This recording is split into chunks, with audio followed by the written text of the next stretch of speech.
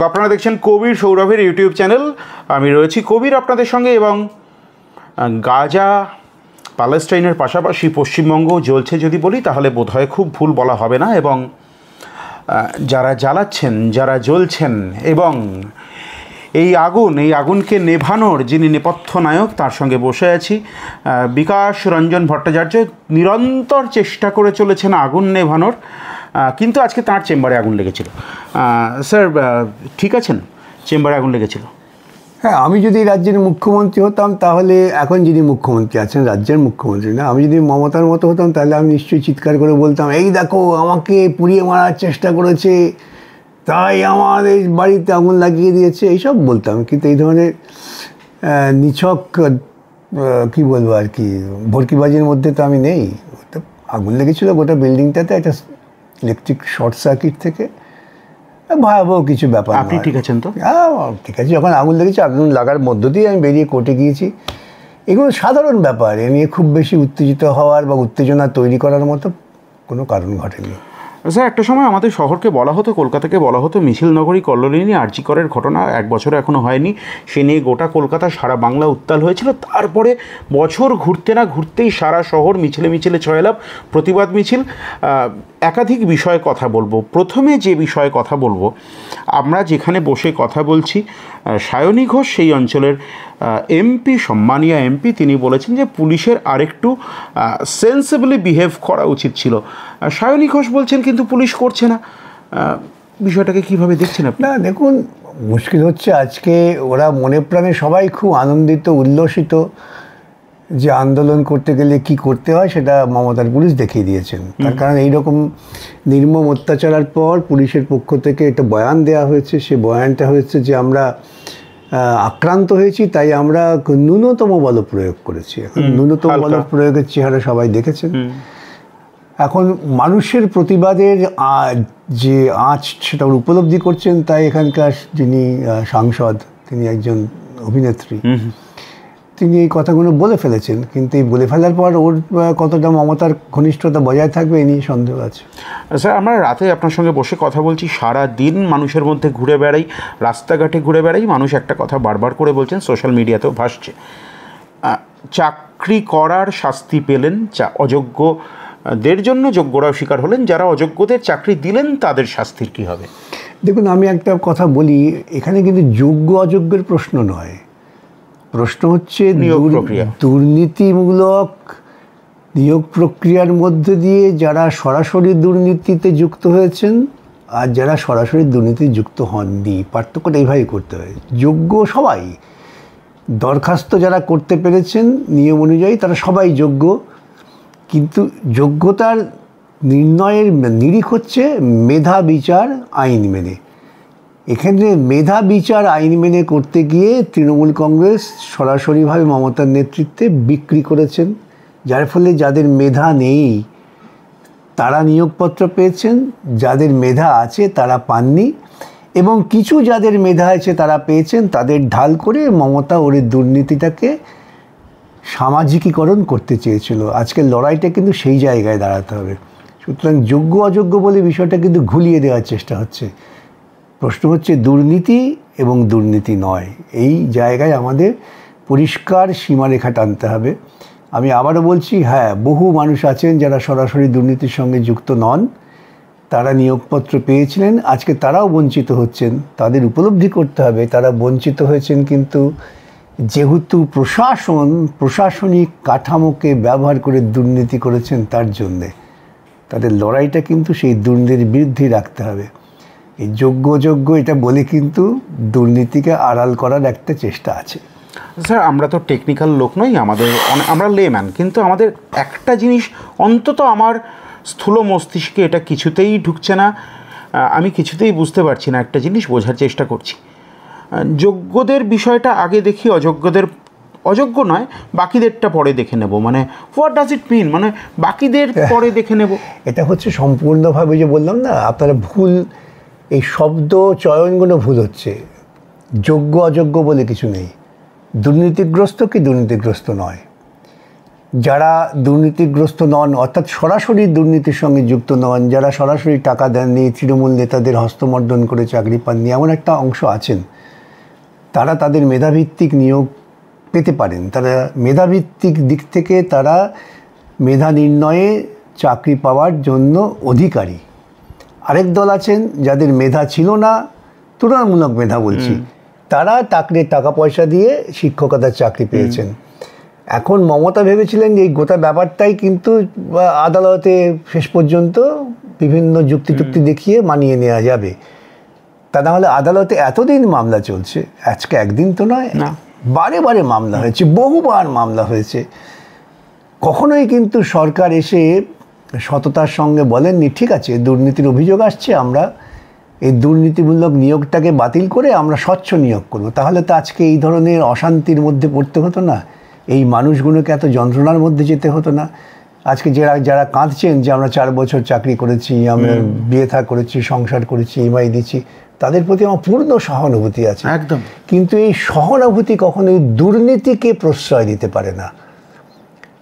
আমি আবারও বলি, এই যদি ধরুন আমার সন্তানের ক্ষেত্র হতো, আমি নিশ্চয়ই বলতাম, চেষ্টা করতাম বলার, যে তুমি যদি দুর্নীতিমূলক প্রক্রিয়ার মধ্য দিয়ে বঞ্চিত হয়ে থাকো, তার দুর্নীতির বিরুদ্ধে লড়াই করো, কোনো ব্যক্তি বিশেষের বিরুদ্ধে নয় বা কোনো গোষ্ঠী বিশেষের বিরুদ্ধে নয়। আজকে মমতা চাইছেন এই যোগ্য অযোগ্য ওই তত্ত্ব খাড়া করে এই যারা প্রার্থী ছিলেন তাদের মধ্যে লড়াই লাগিয়ে দিতে, এক গভীর চক্রান্ত। স্যার আপনি একটা জিনিস নিশ্চয়ই লক্ষ্য করেছেন, মানে এটা খুব মানে সভ্য সমাজে এই দৃশ্য দেখাটা খুব দুর্ভাগ্যের। নেতাজি ইন্ডোর স্টেডিয়ামে যখন মুখ্যমন্ত্রীর আহুত সভায় শিক্ষকরা যাবেন, সেখানে ঢোকার জন্য যে কাড়াকাড়ির পরিস্থিতি তৈরি হলো মানে নিজেদের মধ্যে, এবং যারা শিক্ষক নন তারা অনেকে ভেতরে ছিলেন, এই কলকাতা শহরকে আপনি চেনেন? এইরকম পরিকল্পিত দুর্নীতি পূর্বে কোনো সরকার করেনি। আমরা বহু লড়াই করেছি আমাদের যৌবনকালে কংগ্রেস সরকারের বিরুদ্ধে, কিন্তু এইরকম পরিকল্পিত দুর্নীতি আমরা দেখিনি। আমরা স্বৈরাচার দেখেছি, বিভিন্ন নীতি ভ্রষ্টতা দেখেছি, সেসব নিয়ে লড়াই হচ্ছে। সেই লড়াইয়ের একটা অত্যন্ত মর্যাদাও ছিল, ঠিক। কিন্তু একটা সরকার গোটা প্রশাসনকে ব্যবহার করে দুর্নীতি করছে নির্লজ্জের মতো, এই ঘটনা পশ্চিমবঙ্গের ইতিহাসে নেই। পশ্চিমবঙ্গের যে অতীত গৌরবের 2-3টে নির্দিষ্ট নিরিখ ছিল। এক ছিল যে পশ্চিমবঙ্গের রাজনীতিতে রাজনৈতিক চর্চা হয়, ব্যক্তি বিদ্বেষ হয় না। 2 নম্বর ছিল এখানে রাজনৈতিক চর্চাটা রাজনীতি ভিত্তিক হয়, এর সঙ্গে ধর্ম বা অন্য কোনো বিষয় যুক্ত ছিল না। 3 নম্বর ছিল দুর্নীতি ছিল না। পশ্চিমবঙ্গের রাজনৈতিক প্রক্রিয়ার মধ্যে দুর্নীতির কখনো প্রভাব ছিল না। হয়তো প্রচার করতে গিয়ে 2-1জন নেতার বিরুদ্ধে দুর্নীতির অভিযোগ বলা হয়েছে, সেগুলো নিশ্চিত প্রচারমূলক, কিন্তু প্রাতিষ্ঠানিকভাবে ছিল না। আজকে মমতা ক্ষমতা আসার পর এটা পশ্চিমবঙ্গবাসীকে বুঝতে হবে, প্রথমত আমাদের সাংস্কৃতিক দিক থেকে চূড়ান্ত অবনমন হয়েছে, রাজনৈতিক ভাষা পাল্টে গেছে, মানুষ রাজনীতিকদের শ্রদ্ধা করছেন না, রাজনীতিক মানেই তারা দুর্নীতিগ্রস্ত গুন্ডা, এটা একদম প্রমাণিত হয়ে গিয়েছে। 3 নম্বর হচ্ছে যে প্রশাসনকে ব্যবহার করে দুর্নীতি করা, বিশেষ করে শিক্ষা অঙ্গনে, এক অকল্পনীয় দুর্দমনীয় এক অবনতি, যাকে রক্ষা করা কিন্তু এই মুহূর্তে ভারতবাসীর ক্ষেত্রে এটা আশা তারা করেন যে পশ্চিমবঙ্গ মানুষ রুখে দাঁড়াবেন। আজকে এইমাত্রই আমার কাছে আপনার আসার আগে একটা অন্য রাজ্যের সাংবাদিক ফোন করেছিলেন, তারা বিস্মিত যে পশ্চিমবঙ্গে সব ঘটছে। তা আমাদের যে সাংস্কৃতিক মান মর্যাদা ছিল, রাজনৈতিক যে মান মর্যাদা ছিল, সেটাকে ধুলায় লুটিয়ে দিয়েছে। স্যার আপনার অ্যান্টি চেম্বারে যখন অপেক্ষা করছিলাম, আমি মোবাইলের স্ক্রিনে চোখ বেলোচ্ছিলাম, দেখলাম যে একটি মেইন স্ট্রিম মিডিয়া, একটি জনপ্রিয় নিউজ চ্যানেল, সেখানকার এডিটরের সঙ্গে আমাদের শিক্ষামন্ত্রী ব্রাত্য বসুর কথোপকথন আমি যতটুকু দেখতে পেলাম, আমি দেখলাম যে ব্রাত্য বসু বলেছেন, সেখানকার থাম্বনেলে দেখলাম আমি যে চাইলেই যোগ্য অযোগ্যের তালিকা দিয়ে দেওয়া সম্ভব। আমার প্রশ্ন হচ্ছে, চাইলেই যদি সম্ভব হয়, এত মানুষের পেটের ভাত, এত স্ত্রীর খাবার, এত শিশু খাদ্য, এত বৃদ্ধার ওষুধ যাদের ওপর নির্ভর করে থাকে, তাদের পেটে এই লাথির মারার দরকার ছিল কি? আপনি যেটা বলছেন, যদি শিক্ষামন্ত্রী বলে থাকেন, এটা আরেক ধরনের, আমি গোটা খবরটা দেখতে পাইনি, থাম্বনেলে যা দেখলাম, এটা আরেক ধরনের বড় দুর্নীতি এবং অসৎ উপায়। তোমার কাছে যদি এই লিস্ট থেকে থাকে তাহলে দীর্ঘ এত বছর আদালতে লড়াই হচ্ছে, সুপ্রিম কোর্টে কয়েকদিন লড়াই হয়েছে, সুপ্রিম কোর্টে যখন গেছে তখন বোঝা উচিত যে চূড়ান্ত পর্যায়ে প্রকাশ করনি কেন? নাকি এই সুপ্রিম কোর্টের রায়ের পর তোমরা পরিকল্পিতভাবে আরেকটা দুর্নীতিমূলক প্রক্রিয়ার মধ্য দিয়ে কোনো লিস্ট তৈরি করেছো? আমার কাছে এটাই সবচেয়ে বড় প্রশ্ন। শিক্ষামন্ত্রী মুখোমুখি হয়ে স্পষ্ট করে বলতে পারবেন যে তারা সুপ্রিম কোর্ট রায়ের পর আরেকটা লিস্ট তৈরি করেননি কোনো রকম দুর্নীতিমূলক প্রক্রিয়ার মধ্য দিয়ে? স্যার, আমরা ল অ্যাবাইডিং সিটিজেন হিসেবে একদম শেষের দিকে আসবো, খুব বেশি কথা বাড়ানোর তো জায়গা নেই, আপনি ব্যস্ত। কিন্তু একজন ল অ্যাবাইডিং সিটিজেন হিসেবে আমরা কখনোই চাইবো না মানুষ নিজের হাতে আইন তুলে নিক, কেউ আক্রান্ত হোক, কোথাও আক্রান্ত হোক। কিন্তু আজকে আমরা দেখতে পেলাম আপনি যে ভবিষ্যৎবাণী অনেক দিন আগে থেকেই করে আসছেন, যে সম্ভাবনার কথা বলছেন, একজন তৃণমূল নেতা 16 লক্ষ টাকা নিয়েছিলেন চাকরি প্রার্থীর কাছ থেকে, তিনি আজকে জনতার হাতে আক্রান্ত হলেন। এই ঘটনা যদি রাজ্য জুড়ে হতে থাকে তাহলে কি পরিণতি অপেক্ষা করে আছে? দেখুন, এই ঘটনা ঘটবে। আমি আপনাকে বলি আবার প্রসঙ্গত, এ নিয়ে তো কোনো রকম আমরা ডকুমেন্ট তৈরি করি না। আমি এক সময় বলেছিলাম, যখন মামলা প্রথম দিকে চলছে, একজন আইনজীবী যিনি সরকারের হয়ে অ্যাপিয়ার করেন, তোমরা এসব কী করছো, এটাকে মেনে নাও, মেনে নিয়ে পরিষ্কার করে দাও। তখন সে আমাকে বলেছিল, বিকাশদা আপনি কী বলছেন, এই মুহূর্তে যদি আমরা এই সমস্তটা বাতিল করে দিই, বলছেন 1000-এর ওপর এফআইআর হবে এবং 1000 জায়গায় যে চূড়ান্ত গণ্ডগোল শুরু হবে, স্বীকার করছে, বলে টাকা নিয়ে চাকরি দিয়েছে তো অস্বীকার করতে পারি না আমরা, তার পরিণতি এটা হতে বাধ্য। এবং এটাই বোধহয় শেষ পর্যন্ত এই পরিণতি থেকে বাঁচবার জন্যই মুখ্যমন্ত্রী এবং তার দল তাদের চূড়ান্ত দুর্নীতির যে ব্যর্থতা সেটাকে ঘুরিয়ে দেওয়ার চেষ্টা করছিলেন একজন ব্যক্তির বিরুদ্ধে। তারা চেষ্টা করছিলেন এই সমস্ত বঞ্চিত লোকেদের, সবাই বঞ্চিত, কেউ টাকা দিয়ে বঞ্চিত, কেউ টাকা না দিয়ে বঞ্চিত, এই বঞ্চিত লোকেদের ক্ষোভটাকে এক ব্যক্তি বিশেষের বিরুদ্ধে নির্দিষ্ট করে লক্ষ্য করিয়ে দেওয়া, এইটা ছিল তার পরিকল্পনা।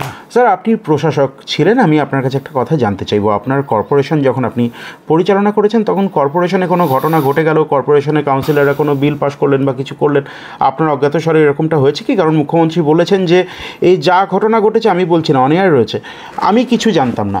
আমি জানতে চাইছি এরকমটা হয় কি সম্ভব? উনি নির্ভেজাল অসত্য কথা বলছেন, এবং আমি আপনাকে বলি উনি অসত্য কথা বলতেই অভ্যস্ত। তার শিক্ষামন্ত্রী, তিনি শিক্ষামন্ত্রীকে বলেছেন ছাত্ররা যখন বিক্ষোভ করছিল সেইখানে গিয়ে নির্বাচনের আগে, যে আমি পার্থদাকে বলে দিচ্ছি তারা একটা কমিটি করবে, সেই কমিটির মধ্য দিয়ে নিয়োগ হবে। সেই কমিটি তারা করলেন, তারপর থেকে গোটা দুর্নীতিমূলক প্রক্রিয়াটা হলো। 1, 2 তিনি বলছেন জানতাম না, তাহলে তিনি ক্যাবিনেটে বসে কী করে সিদ্ধান্ত করলেন সুপার নিউমারি পোস্ট তৈরি করা হবে? সেখানে এসএসসি থেকে বলা হচ্ছে যে এরকম আদালতে মামলা হয়েছে, এতে কিছু কিছু লোকের চাকরি চলে যাচ্ছে, সেই জন্যে আমরা সুপার নিউমারি পোস্ট তৈরি করবো। জানতাম না। অসত্য কথা বলার তো একটা সীমা থাকবে। রাজ্যের মুখ্যমন্ত্রী যখন প্রকাশ্যে দাঁড়িয়ে অসত্য কথা বলেন, তখন বুঝতে হবে সেই রাজ্যের মানুষের সাংস্কৃতিক চেতনার মান কোন পর্যায়ে তারা নিয়ে যেতে পারে। আর দুটো মাত্র প্রশ্ন করবো, আজকে অনিয়ার রয়েছে। মাননীয় ফিরহাদ হাকিম, অধুনা মহানাগরিক, আপনি যে চেয়ারে বসতেন, তিনি বলেছেন যে কোট আনকোট, সুজন চক্রবর্তীর বন্ধু বিকাশ রঞ্জন ভট্টাচার্যের চক্রে আপনারা পড়ে গিয়েছেন শিক্ষকদেরকে। মমতাদির কথা শুনুন, মুখ্যমন্ত্রীর সঙ্গে থাকুন, তা না হলে নিজেরা নিজেদের পথ দেখুন।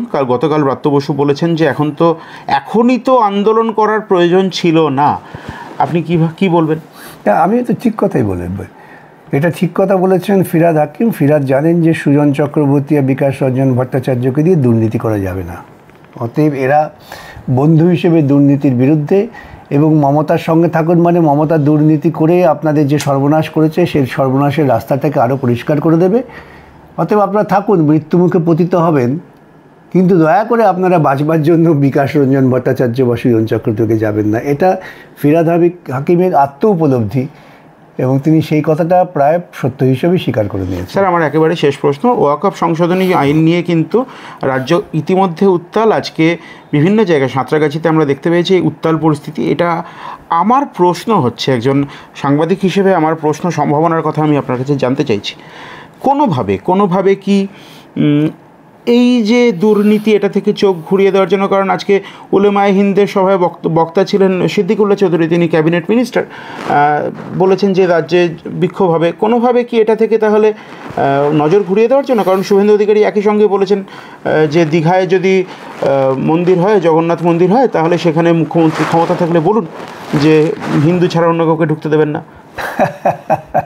পশ্চিমবঙ্গকে কোথায় নিয়ে যেতে হবে, যে পশ্চিমবঙ্গে আমরা দেখেছি রামমোহন, বিদ্যাসাগর, রবীন্দ্রনাথ এই ধরনের মানুষের, যে পশ্চিমবঙ্গে আমরা দেখেছি রামকৃষ্ণ, বিবেকানন্দকে, যে পশ্চিমবঙ্গে আমরা দেখেছি জ্যোতি বসু, বুদ্ধদেব ভট্টাচার্য, প্রফুল্ল সেন, এদের, বিধানচন্দ্র রায়, সেই পশ্চিমবঙ্গে আজকে আমাদের শুনতে হচ্ছে হিন্দু না মুসলমান।